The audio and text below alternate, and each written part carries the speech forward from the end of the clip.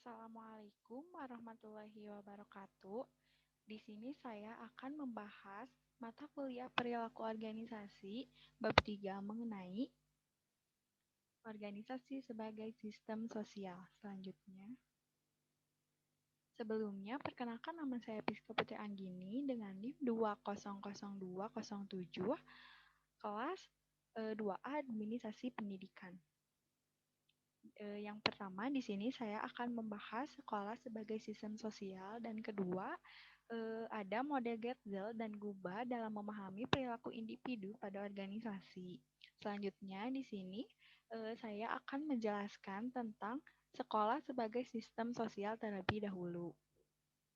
Nah, yang pertama ada sekolah sebagai suatu organisasi di mana sekolah merupakan organisasi sosial dengan organisasi moral. Nah, sebagai suatu organisasi di sekolah memerlukan seorang pemimpin yang mampu menciptakan sebuah visi masa depan untuk sekolahnya. Dan kedua, ada organisasi sebagai suatu sistem sosial dapat ditelusuri dari teori yang dikemukakan oleh Getzel dan Guba mengenai dimensi nomotetik dan ideografik suatu organisasi menurut Lipham Rankin Hoyer Jr. Selanjutnya yang ketiga ada Getzel dan Guba melihat kepentingan yang dimiliki oleh personal atau pegawai yang berbeda dengan kepentingannya yang ada pada organisasi. Nah, di sini ada berbeda dengan kepentingan yang ada pada organisasi. Perbedaan inilah yang akan nantinya menghasilkan interaksi antara kebutuhan individu dan organisasi. Dan selanjutnya di sini ada sistem sosial merupakan kegiatan sejumlah orang yang berhubungan timbal balik, kurang lebihnya bersifat konstan menurut Lawang. Nah, di sini sekolah kan terdiri dari orang-orang yang memiliki hubungan satu sama lain. Dan peran yang dapat diidentifikasi di sekolahnya adalah guru, siswa, penjaga sekolah, satpam sekolah, serta pustakawan.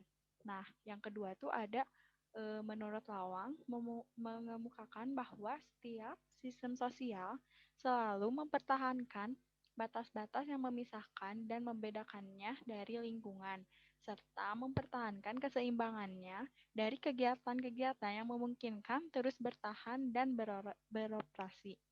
Nah, di sini tuh karena merupakan hal yang benar bahwa sistem sosial itu diciptakan dan harus dipertahankan kayak gitu.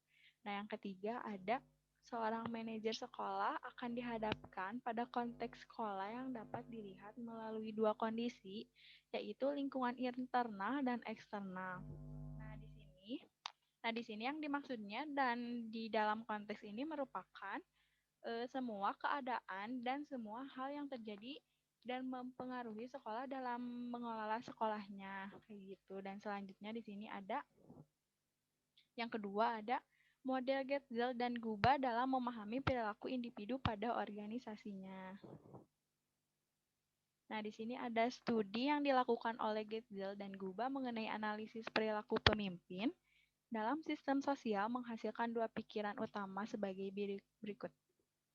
Yang pertama, ada perilaku kepemimpinan yang bergaya normatif dengan dimensi nomotetis, yakni usaha pemimpin untuk memenuhi tuntutan organisasi.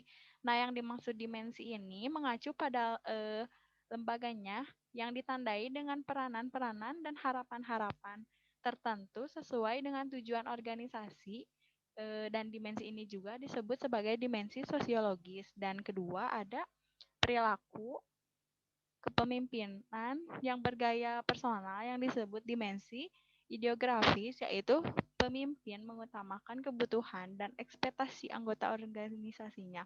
Nah, yang dimaksud dimensi ini, dimensi kedua ini mengacu kepada individu dalam organisasi yang masing-masing dengan kepribadian yang di posisi kebutuhan tertentu. Dimensi ini juga disebut sebagai dimensi psikologis dan interaksi kedua dimensi ini, dimensi organisasi inilah yang kemudian dikenal dengan perilaku yang nampak dalam keseharian berorganisasi. Perilaku yang nampak merupakan hasil dari kesepakatan individu terhadap pemenuhan kedua dimensi ini. Dan selanjutnya ada Nah, di sini ada dimensi ideografis.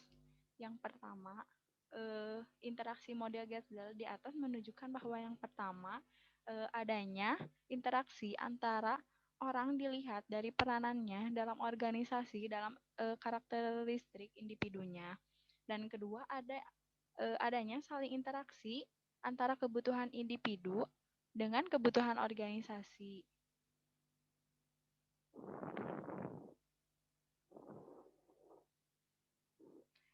Dan ketiga, munculnya perilaku yang nampak sebagai modifikasi terhadap upaya pemenuhan kebutuhan psikologis dan sosiologis, bukan semata-mata karena salah satu dimensi, semisal pemenuhan kebutuhan dirinya. Dan selanjutnya di sini ada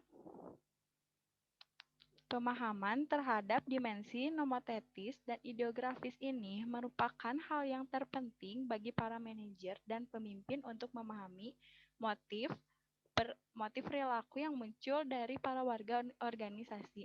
Dalam interaksi sosial berupa pelaksanaan tugas, pemahaman terhadap dua dimensi akan bermanfaat sebagai alat untuk memahami dan memecahkan konflik yang sering muncul dalam organisasi. Dan selanjutnya ada di sini menggambarkan hubungan organisasi sebagai organisasi terbuka dengan lingkungannya. Dapat dilihat organisasi sebagai sistem terbuka tidak lepas dari logika, namun bahwa keberadaan manajemen organisasi untuk memberikan kepuasan kepala pelanggan. Dan selanjutnya ada kesimpulan. Jadi kesimpulannya, manusia adalah makhluk sosial, maka mereka saling membutuhkan satu sama lain. Begitu juga dalam organisasi-organisasi sebagai sistem sosial, karena dalam organisasi terdapat beberapa orang yang mempunyai tujuan dan bekerja sama dalam memenuhi capaian tujuan tersebut. Nah, jadi di dalam organisasi bisa menciptakan suasana keterkaitan dan saling berhubungan satu sama lainnya. Karena itulah organisasi disebut juga suatu sistem sosial. Dalam model Getzel dan Guba ini, keseimbangannya antara individu, kelompok, dan organisasi harus seimbang agar hubungannya dalam memenuhi kebutuhan hidup seorang bisa tercapai secara kerjasama. Karena adanya sistem sosial ini dalam organisasi, terciptalah suatu perilaku organisasi yang membuat organisasi tersebut mempunyai hubungan sosial. Dari saya cukup sekian. Terima kasih. Wassalamualaikum warahmatullahi wabarakatuh.